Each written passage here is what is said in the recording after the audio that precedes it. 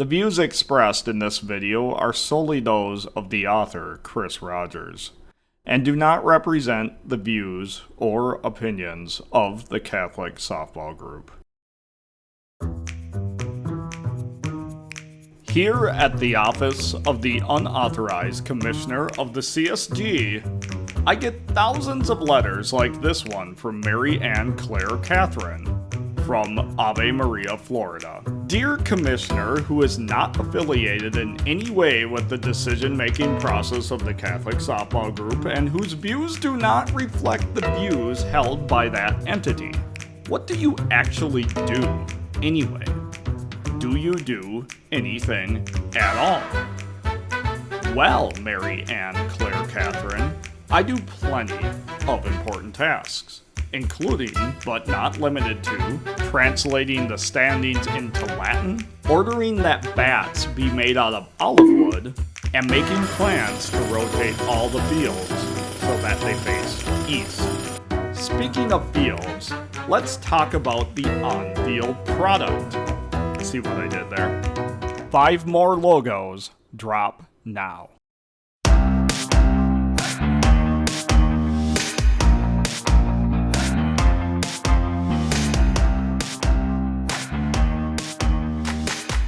The term disciple is one of those words that has a flexible definition in the good book. Most of the time, it refers to a close follower of Christ similar to a student or apprentice.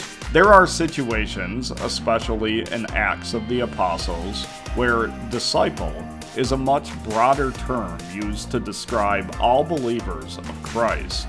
Regardless of what type of disciple each of us are, we are called to be witnesses to our blessed Lord in all places, including dugouts.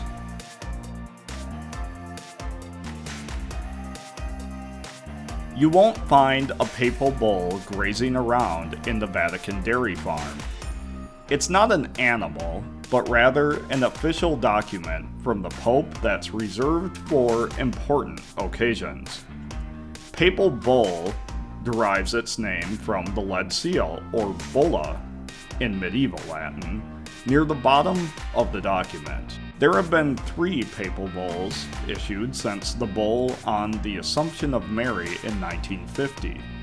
One announced the Vatican II Council, and the other 2 announced Jubilee years for 2000 and 2015, respectively.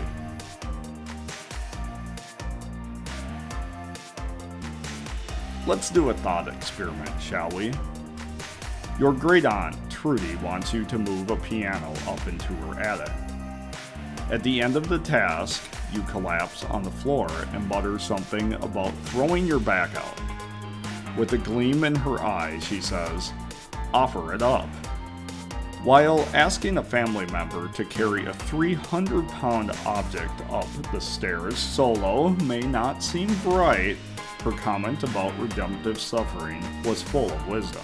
By uniting your suffering with the crucified Jesus for the salvation of souls, you give it meaning. It's smart. You can't avoid suffering. After all, she owns 2 more pianos.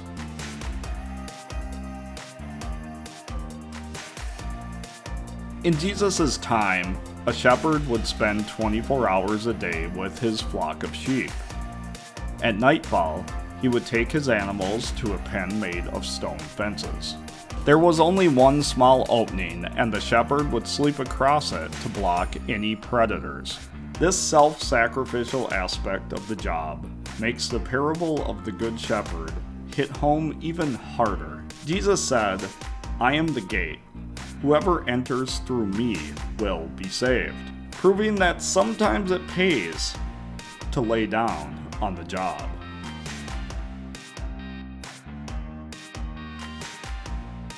Heaven sent is a term used to describe an event of divine intervention with perfect timing. The Annunciation, when the Archangel Gabriel announced to Mary that she would carry to birth the Savior of the world, was one of these events. Of course, she had to cooperate, and she did this with the help of God's grace, which was heaven sent.